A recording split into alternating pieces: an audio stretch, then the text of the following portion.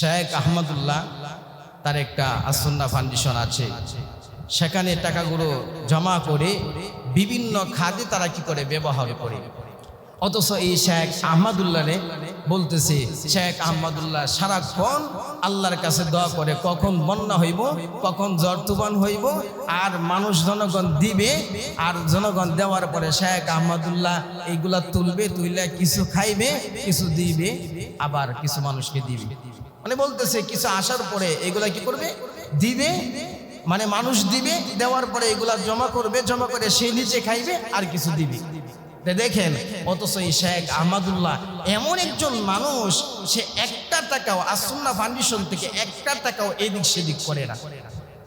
যতগুলো টাকা জনগণ দেয় এই সমস্ত টাকাগুলো সে জমা করে যে সমস্ত মানুষ গরিব তাদেরকে ভ্যান কিনে দিচ্ছে, যে সমস্ত মানুষ গরিব তাদেরকে কাউকে গরু কিনে দিচ্ছে, কাউকে একটা অটো কিনে দিচ্ছে, যে এইগুলা আসে একটা ফ্যামিলিতে একজন দুজন চারজন মানুষ আছে, একটা ফ্যামিলিতে চারজন মানুষও আছে। এখন তারা কেমনে চলবে? তাদের কোনো সামর্থ্য নাই।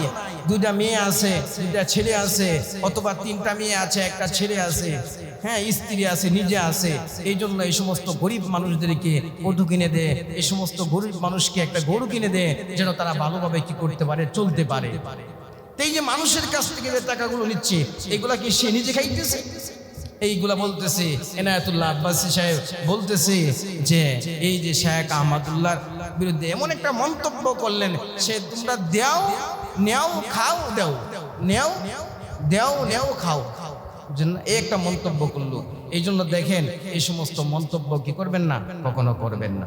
বাংলাদেশের একজন আলেম আছে ডক্টর এনায়েতুল্লাহ আব্বাস, আমি তিনাকে যথেষ্ট পরিমাণ সম্মান করি, কিন্তু আব্বাসী সাহেবকে আমি বলতে চাই যে আব্বাসী সাহেব, আমি কিন্তু আপনার নাতির বয়সী, আমার বয়স কিন্তু তেমন না।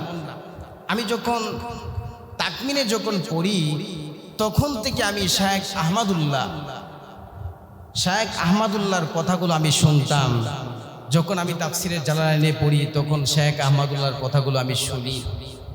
যখন তাফসিরে জালালাইনে পড়ি, যখন আমি তাকমিনে পড়ি, আর যখন তাফসিরে জালালাইনে ছিলাম তখন শেখ আহমদুল্লাহর কথাগুলো আমি কি করতাম, শুনতাম। কি সুন্দর চমৎকার শেখ আহমদুল্লাহ কথা বলতো, সংক্ষিপ্ত আকারে মানুষ প্রশ্ন করতো আর সংক্ষিপ্ত আকারে প্রশ্নের জবাব দিত, সে প্রশ্নের উত্তর দিত, এত সুন্দর করে চমৎকার করত। দেখেন, সোশ্যাল মিডিয়াতে বাংলাদেশে কেন পুরা বিশ্বে এটা ভাইরাল হয়ে গেছে।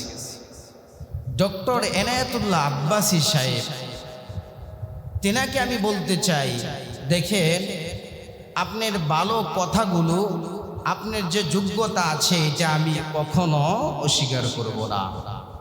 বাংলাদেশের মানুষ স্বীকার করে যে আপনার যোগ্যতা আছে, কিন্তু পাগলামি কইরা মার্কেট যদি চেষ্টা করেন, যে পাগলামি কইরা মার্কেট পাওয়ার চেষ্টা করেন, এই মার্কেট বেশি দিন চলে না।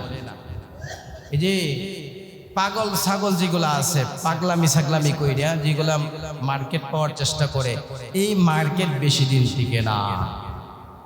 এই জন্য আমি ডক্টর এনায়েতুল্লাহ আব্বাসী সাহেবকে বলতে চাই, আমি কিন্তু আপনার নাতির বয়সী, আমি যখন তাকমিন পড়ি তখন থেকে আমি আপনার কথাগুলো শুনি।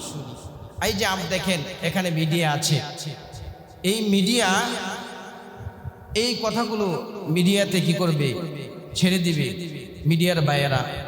কিন্তু এনায়েতুল্লাহ আব্বাসী সাহেব, ডক্টর এনায়েতুল্লাহ আব্বাসী সাহেব, আপনাকে বলতে চাই যে আপনার যোগ্যতা আছে, কিন্তু আপনি যে পাগলামিগুলা করেন, এরে বলতেছে কাফের, হেরে বলতেছে কাফের, একবার বলতেছে ডক্টর শফিকুর রহমান কাফের, একবার বলতেছে আয়াতুল্লাহ খামিন সরাসরি কাফের।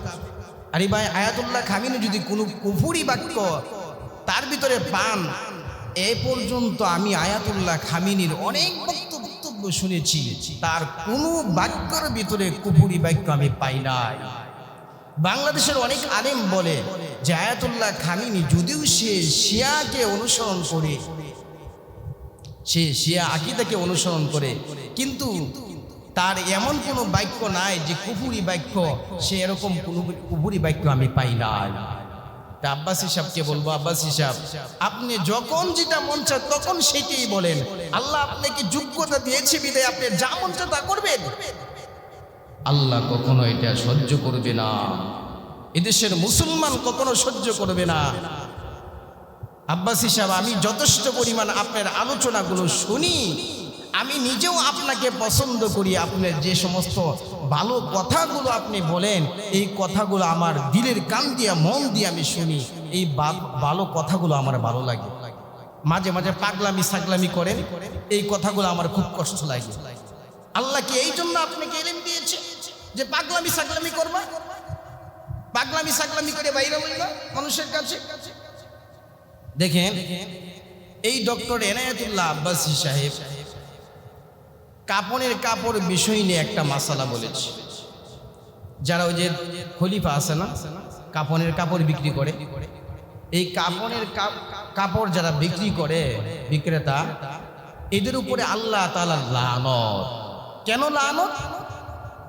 ওই যে আপনারা সকলে জানেন যে আজকে বাংলাদেশে বিভিন্ন জায়গায়, চট্টগ্রাম এর প্রায় 2 বছর 3 বছর আগে ফেনীতে বন্যা হয়েছিল, তারপরে আপনার কুমিল্লাতে বন্যা হয়েছিল। এই আজ থেকে 5 বছর আগে মানুষের লক্ষ লক্ষ মানুষ তারা ত্রাণ দিয়েছে। এই শেখ আহমদুল্লাহ তার একটা আসুন্নাহ ফাউন্ডেশন আছে, সেখানে টাকাগুলো জমা করে বিভিন্ন খাতে তারা কি করে ব্যবহার করে। যেমন এই বছর চট্টগ্রামে অনেক হাজার হাজার মানুষ চট্টগ্রামে বন্যায় আক্রান্ত, হাজার হাজার মানুষ কষ্ট করতেছি। শুধু তাই নয়, আপনারা হিসাব মিলিয়ে দেখেন, আজ থেকে 10 টাকা 20 টাকা 500 টাকা 1000 2 লক্ষ টাকা শেখ আহমদুল্লাহর আসুন্নাহ ফাউন্ডেশনে জমা দিয়েছেন। আজ থেকে 5 বছর আগে জমা দিয়েছেন। সেই টাকাগুলো কোন ভাবে জমা করে এই গরিব দুঃখী যাদের বন্যার কারণে যাদের ঘর বাড়ি নষ্ট হয়ে গেছে, এদেরকে বাড়ি বানায় দিচ্ছে, এদেরকে ঘর বানায় দিচ্ছে। আবার অনেক গরিব মানুষ আছে চলতে পারে না, শেখ আহমদুল্লাহ। আর সে কি বলল যে শেখ আহমদুল্লাহ সর্ব অবস্থায়, দেখেন আমার কথা হলো আব্বাসী সাহেব, বাংলাদেশে যদি আপনার 1 লক্ষ কেন যদি 1 কোটি যদি মানুষ যদি আপনার ভক্ত হয়ে থাকে, কিন্তু মনে রাখেন শেখ আহমদুল্লাহর 1 কোটি কোন 20 কোটি মানুষ শেখ আহমদুল্লাহর ভক্ত। বাংলাদেশে কেন পুরা পৃথিবীর এমন আনাচে আছে অনেক জায়গায় শেখ আহমদুল্লাহর ভক্ত আছে। কেন ভক্ত আছে? শেখ আহমদুল্লাহ কোনো দিন কোনো মানুষকে কষ্ট দেওয়া কথা বলে না। তিনার কথার ভিতরে, তিনার চেহারার ভিতরে, তিনার চাউনিতে আপনি এত সুন্দর মানুষ আর এত সুন্দর ভদ্র একজন, এত সুন্দর করে কথা বলে, কোনো দিন কাউরে গালি দিয়ে কথা বলে না শেখ আহমদুল্লাহ। একদম মাটির মানুষ। আপনি দেখলে শেখ আহমদুল্লাহরে অবাক হয়ে যাবেন, একদম মাটির মানুষ। অথচ এই শেখ আহমদুল্লাহরে বলতেছে, শেখ আহমদুল্লাহ সারাক্ষণ আল্লাহর কাছে দোয়া করে, কখন বন্যা হইব, কখন ঝড় তুফান হইব, আর মানুষ জনগণ দিবে, আর জনগণ দেওয়ার পরে শেখ আহমদুল্লাহ এইগুলা তুলবে, তুইলে কিছু খাইবে, কিছু দিবে, আবার কিছু মানুষকে দিবে। মানে বলতেছে কিছু আসার পরে এগুলা কি করবে, দিবে, মানে মানুষ দিবে, দেওয়ার পরে এগুলা জমা করবে, জমা করে সে নিচে খাইবে আর কিছু দিবে।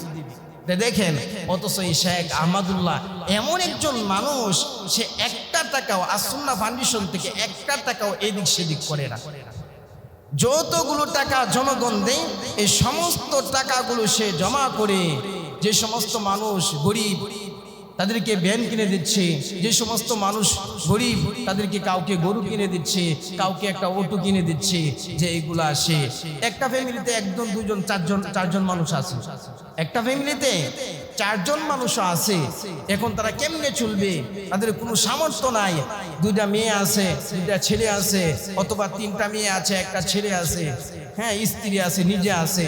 এই জন্য এই সমস্ত গরিব মানুষদেরকে অটো কিনে দেয়, এই সমস্ত গরিব মানুষকে একটা গরু কিনে দেয়, যেন তারা ভালোভাবে কি করতে পারে, চলতে পারে। এই যে মানুষের কাছ থেকে যে টাকাগুলো নিচ্ছে, এগুলা কি সে নিজে খাইতেছে? এইগুলা বলতেছে এনায়েতুল্লাহ আব্বাসী সাহেব, বলতেছে যে এই যে শেখ আহমদুল্লাহর বিরুদ্ধে এমন একটা মন্তব্য করলেন, সে তোমরা দাও নেও খাও দেও, নেও দেও নেও খাও, এই একটা মন্তব্য করলো। এই জন্য দেখেন এই সমস্ত মন্তব্য কি করবেন না, কখনো করবেন না। আল্লাহ তাআলা রব্বুল আলামিন শেখ আহমদুল্লাহকে ধৈর্য ধারণ করার তৌফিক দান করুক। আর এনায়েতুল্লাহ আব্বাসী সাহেব যে সমস্ত কথাগুলো বলতেছে, আল্লাহ তাআলা তাকে সঠিক কথা বলার তৌফিক দান করুক, যেন সে মানুষ যেন খুশি হয়, এই সমস্ত কথা বলার তৌফিক দান করুন। সকলে বলেন আমিন।